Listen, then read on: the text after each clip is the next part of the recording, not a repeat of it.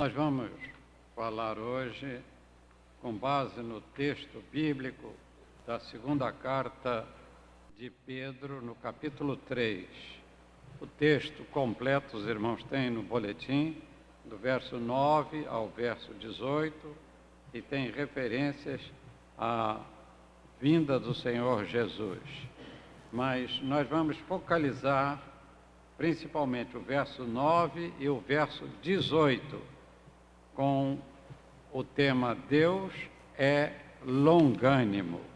Nós vamos ler então o verso 9, está aqui no boletim. O Senhor não retarda a sua promessa, ainda que alguns a tenham por tardia, porém é longânimo para convosco, não querendo que ninguém se perca, senão que todos venham a arrepender-se. E lá no verso 18, o último, diz assim: antes crescei na graça e no conhecimento de nosso Senhor e Salvador Jesus Cristo. A Ele seja dada a glória, assim agora, como até o dia da eternidade. Deus é longânimo. O apóstolo Pedro, neste terceiro capítulo de sua segunda carta universal, procurou despertar com exortação o ânimo sincero dos servos de Deus, procurando deste modo lembrá-los das palavras dos profetas no passado e do mandamento do Senhor e Salvador, que é o que nos diz nos dois primeiros versículos e naquele último, primeiro e segundo deste capítulo que nós não imprimimos, mas os irmãos podem ler depois na carta de Pedro, segunda carta, capítulo 3, os dois versos primeiros. Conforme o apóstolo escreveu no versículo 9, assim ele nos declarou: o Senhor não retarda a sua promessa, mas é longânimo para convosco, não querendo que alguns se percam, senão que todos venham a arrepender-se. Nós temos neste texto, então, a síntese fundamental da nossa palavra na qualificação de Deus como longânimo. E o próprio texto diz que ele não quer que alguns se percam, e por isto ele não retarda a sua promessa, que permanece para sempre. E ele está sempre pronto a nos perdoar quando nós nos arrependemos dos nossos pecados e aceitamos a Jesus Cristo como nosso único e suficiente Salvador. É conveniente que nós saibamos que o Senhor não retarda a sua promessa, porquanto as promessas de Deus se cumprem na hora certa. O tempo de Deus não é medido como o nosso, em que vivemos neste mundo, posto que, para nós, o tempo se apresenta como o ontem, o hoje e o amanhã. Mas o tempo de Deus é diferente. O tempo de Deus é hoje. E a palavra de Deus nos diz que hoje é o dia aceitável. E as promessas de Deus, elas permanecem sempre no dia de hoje, porque é eterna a sua palavra. Assim nos instrui o apóstolo Pedro: amados, não ignoreis uma coisa, que um dia como 1000 anos, e 1000 anos como um dia. Está no verso 8, que antecede o texto que nós colocamos aí no boletim.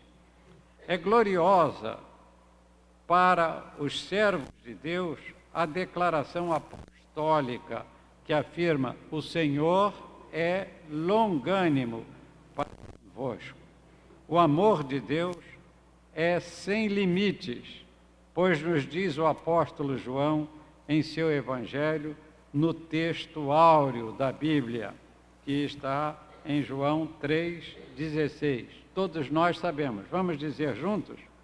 Porque Deus amou o mundo de tal maneira que deu o seu Filho unigênito, para todo aquele que nele crê, não pereça, mas tenha a vida eterna. Esta é uma bênção que recebemos quando nós nos arrependemos de nossos pecados e cremos em Jesus Cristo como nosso único e suficiente Salvador. Foi o que o próprio Senhor Jesus Cristo nos recomendou: arrependei-vos e crede no Evangelho. O que é o Evangelho? Quem é que se lembra a declaração do texto bíblico que dá o significado da palavra Evangelho? É o poder de Deus para a salvação de todo aquele que crê. Eu tenho falado aqui outras vezes que muitas pessoas falam: o Evangelho é o poder de Deus. Mas o poder de Deus é uma expressão muito ampla, porque aqui há uma finalidade específica, que é o poder de Deus para a salvação de todo aquele que crê. Crê em quem? Crê em Jesus Cristo. Crê no seu Filho, que veio a este mundo para nos dar a vida eterna, que levou sobre si os nossos pecados, que morreu por nós na cruz do Calvário e cumpriu toda a justiça. A longanimidade de Deus está em que Ele não quer que ninguém se perca. Eis o que o último versículo do texto que serve de base para esta nossa meditação, quando o apóstolo Pedro, por inspiração divina, assim ele conclui a sua carta: antes, crescei na graça e conhecimento de nosso Senhor e Salvador Jesus Cristo. Desta maneira, podemos reconhecer que o ideal dos servos de Deus é crescer na graça e no conhecimento de Jesus Cristo, para que tenhamos uma vida em que o nosso testemunho de fé seja agradável a Deus e possa contribuir com a causa do Mestre, porque somos cooperadores de Deus, e assim possamos ganhar muitas pessoas para Cristo. E temos aquele texto que é bastante conhecido, que diz: quem ganha almas, sábio é. Você está sendo sábio porque está procurando ganhar almas para Cristo? Cada um responda para dentro de si mesmo, não é? Se você está evangelizando alguém, se você está falando de Jesus, se você está mostrando o programa de Deus, e se você está dando testemunho da sua fé, você está, então, sendo sábio. Mas se você está pregando o Evangelho e está tendo uma vida que escandaliza o Evangelho, você não está pregando o Evangelho. Você está, pelo contrário, prejudicando a obra da evangelização. Então, o nosso testemunho é deveras importante para que sejamos ganhadores de almas. A gente fica muito feliz quando sabe que alguém dá o seu testemunho e diz: eu me converti por influência do irmão ou da irmã, ou se refere a outra pessoa dizendo desta maneira: eu me converti porque fulano falou do Evangelho comigo e eu pude compreender a mensagem de Cristo.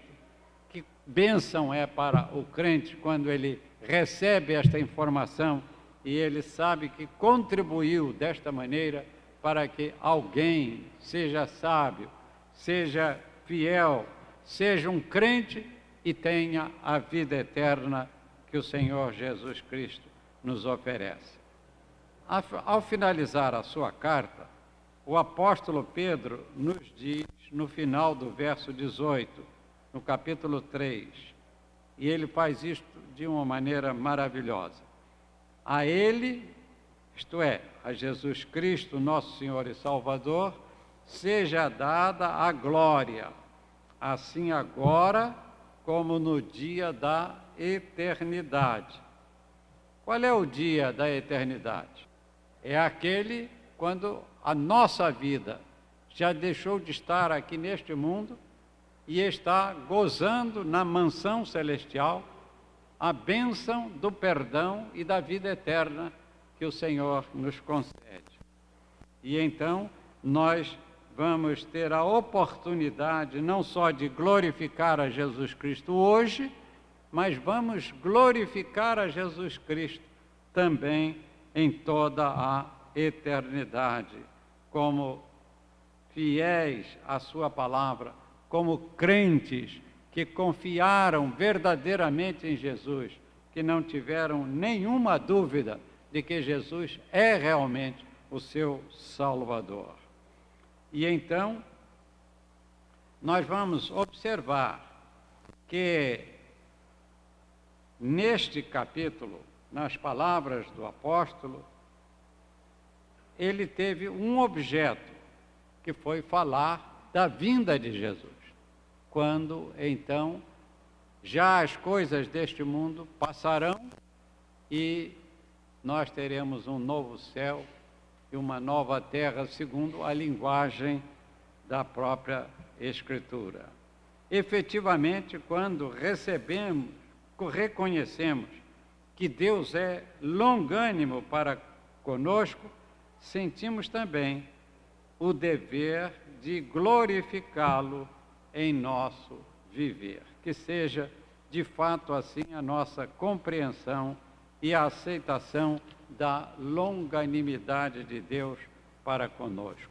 Deus é longânimo. Deus não deseja que ninguém se perca. Deu o seu Filho e nosso Salvador, para que todos se arrependam, creiam e tenham o perdão. Cantai louvor, porque Deus é longânimo. Vivemos para o servir, glorificando a Cristo com o nosso testemunho, jubilosos, porque temos a vida. Credes nisto? Somos cooperadores do Senhor, quando pregamos o Evangelho Santo, e a fé que justifica o pecador. Ao Senhor Jesus Cristo seja dada toda a glória, assim hoje e eternamente, porque nos deu vitória alcandorada. Que Deus nos abençoe.